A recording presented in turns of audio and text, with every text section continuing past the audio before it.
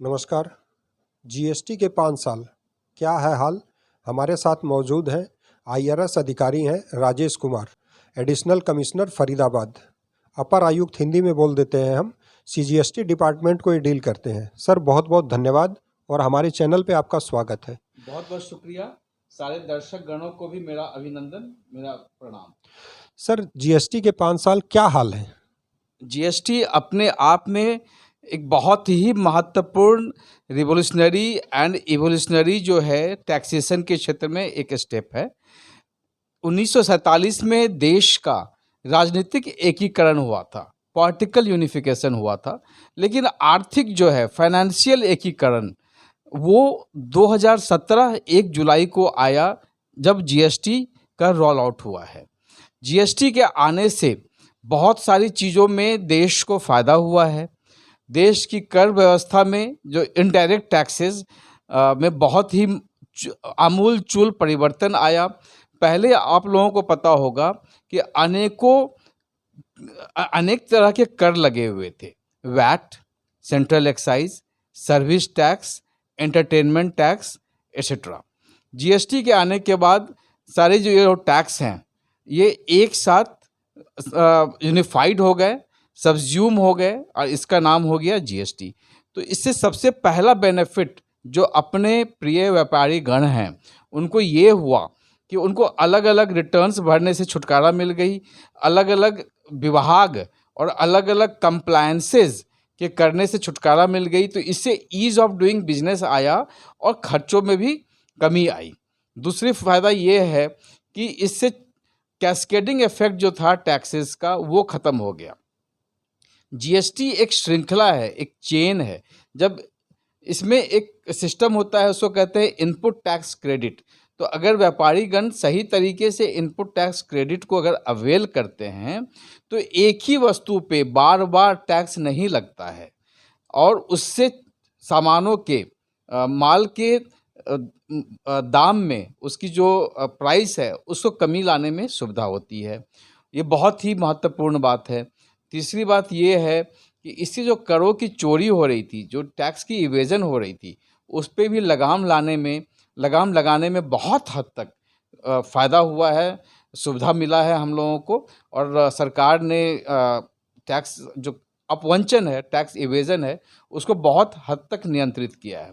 As a result आप देखिए कि जब हम 80,000 मतलब 80,000 जो करोड़ भी हम क्रॉस नहीं कर पा रहे थे, अब हमने अप्रैल के मंथ में 1,60,000 करोड़ तक हमने टच कर लिया और औसत में ये 1,40,000 करोड़ से ऊपर ही काफ़ी महीनों से चल रहा है। तो ये इसीलिए हुआ है कि जीएसटी आया है और उसकी जो बेनिफिट है तो इसका एक बहुत ही महत्वपूर्ण बेनिफिट ये भी है। जीएसटी के बहुत फायदे बता रहे हैं साहब और स्पष्टता से बात रखे जाते हैं। न्यू रजिस्ट्रेशन को लेकर के भी शायद कुछ इशू रह जाते हैं। सर इसके बारे में, जैसे कोई बंदा जो इस समय नया रजिस्ट्रेशन करवाना चाह रहा है तो उसके लिए क्या प्रोसेस चल रहे हैं, या उसमें पोर्टल में कोई प्रॉब्लम्स, या कितने दिनों में वो हो जाता है, उसको आप क्या संदेश देना चाहते हैं? जी, न्यू रजिस्ट्रेशन जो है ये बहुत ही सरल है पहले के तुलना में। अगर आप जीएसटी पोर्टल से करते हैं, पोर्टल में कोई भी खामी नहीं है। अगर आपके पास आधार है, आपके आधार के बेसिस पे, आधार कार्ड के डिटेल्स के बेसिस पे आधार ऑथेंटिकेशन होता है और आपको कहीं नहीं जाना है। और जो डूबियस कुछ होते हैं उस केसेस में फिजिकल वेरिफिकेशन होती है। अगर आधार नहीं है तो वो डूबियस कैटेगरी में आते हैं, तो उनकी फिजिकल वेरिफिकेशन होती है। ऑफिसर उनके प्रेमाइसेस पे जाके देखते हैं कि वो एग्जिस्ट कर रही है या नहीं कर रही है। लेकिन अगर आधार है तो ऐसी कोई समस्या नहीं होती है, 7 दिन के अंदर ही हो जाती है। और अगर कभी कोई समस्या आए तो जीएसटी के ऑफिसर्स हमेशा तत्पर होते हैं। आप उनको ईमेल कर सकते हैं, वो ईमेल पे भी उत्तर देते हैं। अदरवाइज़ आप अगर मिलना चाहें तो मिल के भी समाधान प्राप्त कर सकते हैं। लेकिन जीएसटी मिलने को बढ़ावा या प्रोत्साहित नहीं करती है। ये एक डिजिटल सिस्टम है। इसमें जो है पर्सनल इंटरफेस जो है, फिजिकल इंटरफेस को प्रोत्साहित नहीं किया गया है, ताकि जनता को घर बैठे अपने कंप्यूटर से अपने ऑफिस के कंफर्ट में वो रजिस्ट्रेशन या बाकी चीज़ भी कर सकते हैं। व्यापारी का रजिस्ट्रेशन बताया बहुत सरल तरीके से हो जाएगा, लेकिन उसके बाद में विभाग कभी कभी ना नोटिस जारी कर देता है और एक छोटा व्यापारी बहुत परेशान सा महसूस करता है अपने आप को। सर से पूछेंगे कि छोटे व्यापारी के पास जो बड़े बड़े नोटिस आ जाते हैं, इनमें इनका क्या कहना है? जी, ऐसा है कि नोटिसेज कभी कभी जारी होती है दो कारणों से। एक तो सिस्टम जनरेटेड नोटिसेज होती है, अगर GSTR 2A 3B जैसे रिटर्न्स के बीच में अगर मिसमैच है तो सिस्टम खुद भी जनरेट कर देती है, उसमें घबराने की ज़रूरत नहीं है। उसके अलावा कुछ नोटिसेज एंटी इवेजन ब्रांच के द्वारा भी इशू होती है। अगर ये पाया जाता है कि कोई कंपनी जो है फेक है, नॉन एग्जिस्टेंट है, तो उसके अगर कोई रेसिपिएंट होते हैं आईटीसी के या कोई सप्लायर होता है आईटीसी का या पीछे कोई सप्लायर दिख रहा है, तो उनको नोटिसेज इसलिए जारी की जाती है ताकि केस को इन्वेस्टिगेट किया जाए। लेकिन इसका मकसद उनको तकलीफ़ देना या तंग करना बिल्कुल नहीं होता है। ये देश के जो रेवेन्यू है उसके इंटरेस्ट पे होता है, क्योंकि देश का एक एक रुपया किसी पदाधिकारी का या किसी का नहीं होता है, वो पूरे जनता का होता है। एक एक रुपये से देश में विकास के कार्य होते हैं। तो उस सिलसिले में जांच के सिलसिले में भी नोटिस जारी की जाती है। मेरा संदेश यही है अपने करदाता भाइयों से बहनों से कि वो घबराए नहीं, वो चीज़ों को समझें और वो जो है कभी भी उनका स्वागत है कि विभाग में आएँ और जो अपने रेंज ऑफिसर या जो SIO या IO हैं उनसे मिले और वो उनको अच्छे से सहयोग करेंगे, हेल्प करेंगे, समझा भी देंगे। अगर वो जांच में सहयोग करेंगे तो हम जो गलत तत्व हैं, जो इस सिस्टम का दोहन करते हैं, उनको हम इस सिस्टम से बाहर निकाल पाएंगे। इसका फ़ायदा देश समाज को तो होगा ही होगा और अच्छे व्यापारी गणों को भी होगा कि उनको अनफेयर कंपटीशन फेस नहीं करना होगा। एंटी एविएशन से लीड करते हैं राजेश कुमार जी। नई चीज़ सी लग रही है मेरे जैसे आदमी के लिए, लेकिन मैं आपसे ही जानना चाहूँगा कि एंटी एविजन सेल का काम क्या होता है? इवेजन का मतलब होता है कि जो टैक्स इवेजन करते हैं उनके प्रतिरोध में काम करना।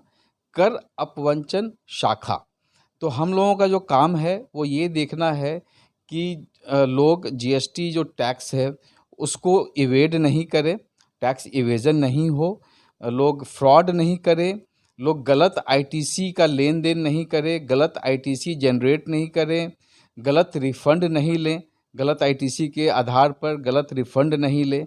क्योंकि जैसा मैंने पहले भी कहा था कि देश का एक एक रुपया हम सब का है, हम सब देशवासियों का है। तो हम लोगों का ये फ़र्ज़ है एंटी इवेजन ब्रांच कर अपवंचन जो शाखा है कि हम इन चीज़ों पर नज़र रखें और देश के साथ किसी भी तरह का आर्थिक विश्वासघात नहीं होने दें। क्योंकि जब ये सिस्टम बनाया गया GST का, इसको पूरी तरह से डिजिटल बनाया गया।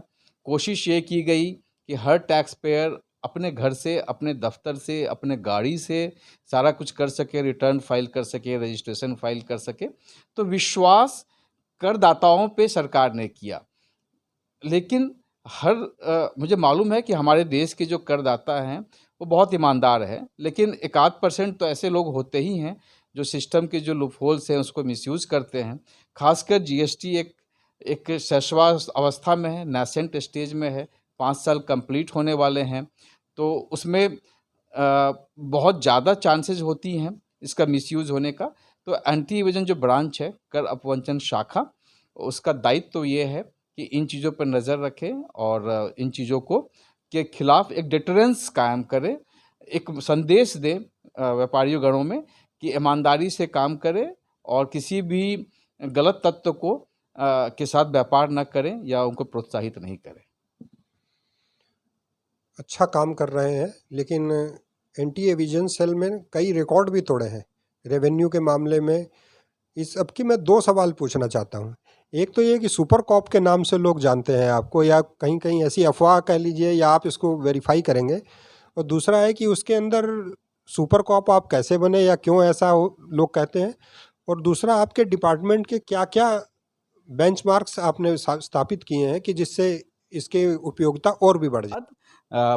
मनोबल बढ़ाने के लिए जब जनता हमारी मनोबल बढ़ाती है तो हमें और अच्छा लगता है कि अपने देश के प्रति, समाज के प्रति कुछ करें, और जिसके लिए मैं और मेरा जो शाखा है एंटी इवेजन ब्रांच, उसका हर एक ऑफिसर अपना खून पसीना बहाने के लिए हमेशा तत्पर रहता है। इस सिलसिले में हमने बहुत सारे कीर्तिमान स्थापित किए हैं। सबसे पहला कीर्तिमान तो ये है कि एंटी इवेजन ब्रांच फरीदाबाद 2020-21 में इसकी टोटल रिकवरी थी 32 करोड़, और जिसको हम लोगों ने 21-22 में 200 करोड़ तक हम ले गए। हमने मोर देन 7 अरेस्ट किए, लोगों को गिरफ्तार किया जो फेक इनवॉइस या किसी और तरह के आर्थिक घपले में जीएसटी का जो इवेजन था उसमें सम्मिलित थे। तो मोर देन 7 इस पूरे पंचकुला जोन में सबसे ज़्यादा है, किसी और आयुक्तालय ने नहीं किया, और इतनी अच्छी रिकवरी भी किसी ने नहीं की। इसके अलावा मैं कुछ बताना चाहूँगा कि मैं और मेरे जो साथीगण हैं उसमें खासकर जो मेरे उपायुक्त महोदय हैं डॉक्टर सौरभ बड़ाया, उन्होंने बहुत अच्छे हम सब लोगों ने काम किए, जिस पे एक हम लोगों ने एक एंटी इवेजन रूम बनाया। इसमें क्या होता है कि जब हम रात भर रुकना होता है, कई बार स्टेटमेंट भी होता है, तो हम अपने करदाताओं को बहुत आराम से हम वहाँ पे सारी सुख सुविधाएं हैं, क्योंकि हमारा मानना ये है कि हमारे जो करदाता हैं उनसे कुछ गलती भी समझबूझ के भी हो सकती है, लेकिन ज़्यादातर गलतियाँ बोनाफाइड होती है, प्रोसीजरल लैप्सेज होती है। तो हम उनके सुख सुविधाओं का पूरा ख्याल रखते हैं, उनके आराम का पूरा ख्याल रखते हैं। बहुत ही मित्रवत तरीके से, सिटीजन फ्रेंडली तरीके से हम उनके साथ केस को डिस्कस करते हैं और उनसे हम इंफॉर्मेशन लेते हैं। तो ये एक बहुत बड़ा चेंज है किसी भी एंटी इवेजन में, कि जिसमें करदाताओं को, देश की जनता को बहुत ही सम्मानपूर्वक एक स्थान दिया गया है। हम उनको किसी चोर की तरह ट्रीट नहीं करते हैं, क्योंकि वह ना तो हत्यारे हैं, ना ही कोई इस तरह के कोई हीनस क्राइम उन्होंने किया है। फाइनेंशियल मिस्टेक्स हो भी सकती है, बोनाफाइड भी हो सकती है, मैलाफाइड भी हो सकती है। तो हमारा कोशिश ये होता है कि उनको सही तरीके से, उचित आदर के साथ, उचित सुविधाओं के साथ हम उनके साथ इंटरेक्शन करें, इन्वेस्टिगेशन करें। उसके अलावा पूरे देश में हम एक इकलौते एंटी इवेजन हैं जिन्होंने एक एफआरटी किट बनाया, जिसको बोलते हैं फर्स्ट रिस्पॉन्डर किट। ये किट जो है ये एक ब्रीफकेस है, इसके अंदर में बहुत सारे आधुनिक गैजेट्स हैं। जैसे इसके अंदर में एक छोटा सा वीडियोस्कोपिक कैमरा है, जिसको आप किसी भी मोबाइल या लैपटॉप में कनेक्ट कर सकते हैं, और किसी भी छुपी हुई जगह पे उस पतली सी कैमरे को कहीं भी आप उसमें आप वहाँ पे पुट इन कर सकते हैं। उसके आगे में लाइट हेड लगा हुआ है, अंधेरे में भी ये सब कुछ देख सकता है, जिसको आप अपने मोबाइल पे या लैपटॉप पे देख सकते हैं। इनफैक्ट फ़ोटो भी, स्क्रीनशॉट भी ले सकते हैं। उसके अलावा इस एफआरटी में एक फेराडे बैग है, जिसमें होता क्या था कि बहुत सारे जांच एजेंसियों में ये पाया गया कि आपने मोबाइल या लैपटॉप सीज़ की। मैं आपको ये बताना चाहूँगा कि आज ये डिजिटल युग है। डिजिटल युग में मैक्सिमम एविडेंसेस मोबाइल या लैपटॉप में होती है, कच्चे कागज़ों पे बहुत कम चीज़ें होती हैं। तो हो क्या रहा था कि अगर आपने किसी की मोबाइल को अगर सीज़ किया है, तो अब दूर बैठ करके भी लॉगिन करके अपने मोबाइल में फाइंड माय फ़ोन करके आप पूरे के पूरे डेटा को डिलीट कर सकते हैं। आपको पता भी नहीं चलेगा कि कब आपकी डेटा डिलीट हो गई। आपने तो सोचा कि मैंने बहुत अच्छे एविडेंसेस कलेक्ट कर लिए, लेकिन जब आप उसको देखोगे दफ्तर ले जा करके या लैब में, तो कुछ भी नहीं मिलेगा। फेराडे बैग में क्या होता है, जैसे ही आपने लैपटॉप या मोबाइल को फेराडे बैग में रख दिया, तो वो बाहर की दुनिया से सिग्नल कट जाती है। तो कोई दूर बैठ करके भी उस डेटा को टैम्पर या डिलीट नहीं कर सकता है। उसके अलावा ऐसे बहुत सारे इंस्टेंसेस आए हैं जिसमें जीएसटी की गाड़ियों में जो फ्रॉड हैं, जीएसटी एवेडर्स हैं, वो ट्रैकर लगा रहे थे कि ताकि गाड़ी किस दिशा में जा रही है, तो उस दिशा में इनकी जो फ्रॉड जो इवेडर्स की गाड़ियां नहीं जाती थी। हमने एंटी ट्रैकर इक्विपमेंट्स उसमें रखे कि ताकि हम अपनी गाड़ियों को भी सैनिटाइज कर सकें। साथ साथ हमने उसमें और भी बहुत तरह की चीज़ें रखी हुई हैं। हाई पावर टॉर्च है, उसमें हर एक तरह के फॉर्म्स हैं, उसके अलावा हमने एक डीबगिंग एक मशीन रखा हुआ है कि अगर किसी के कमरे में कोई बगिंग हो रही है या किसी गाड़ी में कोई बगिंग हो रही है बाय द टैक्स एवेडर्स, तो हम उसको डिटेक्ट कर लेते हैं। तो इसके ऊपर मैं आपको सहर्ष बताना चाहूँगा, गर्व के साथ बताना चाहूँगा कि हमारे जो चेयरमैन साहब हैं, ऑनरेबल विवेक जौहरी सर, चेयरमैन सीबीआईसी, उन्होंने इसके लिए हमारे कमिश्नरेट में स्पेशली फ़ोन करके साधुवाद दिया और उनकी एक न्यूज़लेटर आती है हर एक सप्ताह।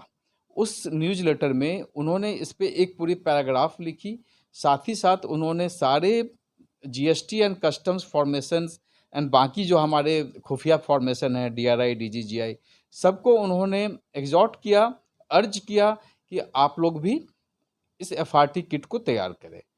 और बात यहीं समाप्त तो नहीं होती है, सरकार ने इसके ऊपर में एक पूरी की पूरी सर्कुलर निकाली कि हमारे आधार पर कि एफआरटी किट बनाइए और अब उसको कंपलसरी कर दिया। तो बहुत ही गर्व की बात है, सहर्ष की बात है कि जो हमारे उपायुक्त महोदय हैं डॉक्टर सौरभ बडाया और बाकी जो पूरी टीम के लोग हैं, उनके प्रयास से जो एफआरटी किट बना वो आज ऑफिशियली रूल बुक में आ गया है कि हर एक दफ्तर को, सीबीआईसी के हर एक दफ्तर को, जो खुफिया दफ्तर हैं, उनको एक एफआरटी किट करना है। तो ये सब तरह की जो चीज़ें हैं, ये एंटी इवेजन फरीदाबाद के अनूठे प्रयास है। तो इसके लिए मैं यही कहूँगा कि जो एंटी इवेजन कर अपवंचन शाखा फरीदाबाद बाकी सारे जीएसटी के कर अपवंचन शाखाओं से अलग है, जुदा है। काफ़ी समय दिया, इसके लिए मैं आपका धन्यवाद करता हूँ। एक लेकिन लास्ट में जाते जाते व्यापारियों को आप क्या संदेश देना चाहते हैं? जो लोग छोटे व्यापारी हैं वो आप तक पहुंच नहीं पाते हैं या कोई ऐसी समस्या होती है तो वो डिपार्टमेंट तक आने में डर उनको फील होता है, तो उस डर को कैसे निकाला जा सकता है और कैसे एक फ्रेंडली माहौल तैयार हो कि वो आपसे आपकी मदद ले सके?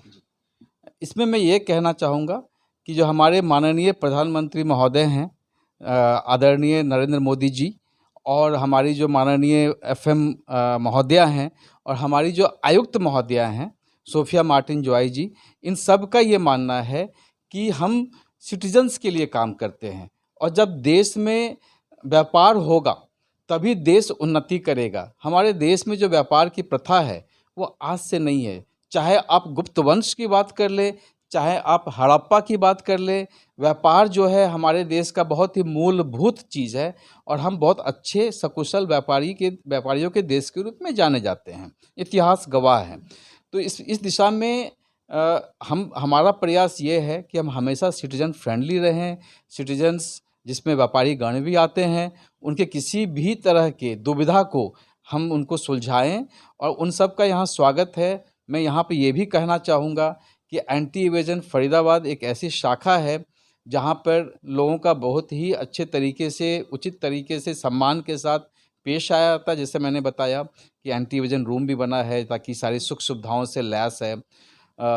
तो उनको पूरी की पूरी सम्मान दी जाती है जो वो हकदार हैं, as a tax payer, as a wealth creator, as a employment generator. तो उनको कभी भी भयभीत या संकोचित नहीं होनी चाहिए। वो यहाँ आएँ और हमारे जो सारे अधिकारी गण हैं उनको हम समय समय पर सेंसिटाइज करते हैं कि कैसे बहुत अच्छे व्यवहार के साथ, मित्रता व्यवहार के साथ, मित्रवत होकर के उनसे मिलें, क्योंकि इन्वेस्टिगेशन के लिए बहुत ज़रूरी है कि हम अच्छे लोगों के साथ मित्रवत रहें और जो इवेडर्स हैं उनके साथ हम आयरन हैंड रखें, लेकिन जितने अच्छे लोग हैं उनके साथ हम बहुत ही अच्छे तरीके से पेश आएँ। और लास्ट में मैं व्यापारी गणों को ये ज़रूर कहना चाहूँगा कि वो क्षणिक लालच में ना आएँ। कभी कभी क्या होता है कि हम बहुत जल्दी पैसा कमाने के चक्कर में हम गलत काम में या गलत लोगों के संसर्ग में चले जाते हैं और हमने ये देखा है कि मैक्सिमम जो फेक इनवॉइसेस की केसेस में लोग इसलिए फंसे हैं कि उन्होंने दलालों का माध्यम लिया कि हम सस्ते में सामान दिला देंगे, तो वो बिना इनवॉइस के या बिना प्रॉपर इनवॉइस के उन्होंने सामान दिलाया था। तो इस चीज़ को अवॉइड करें और कंप्लायंसेस करें। सरकार उनके साथ में है, सबके साथ में है।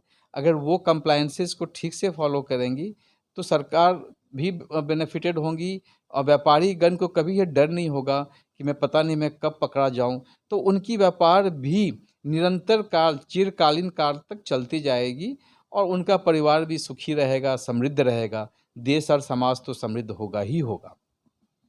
हमारी बात हो रही थी IRS राजेश कुमार जी से, जो बता रहे हैं कि बिना डरे बिना झिझक आपका संपूर्ण सम्मान के साथ में आपको सही गाइडलाइंस दी जाएगी। बहुत बहुत धन्यवाद राजेश जी।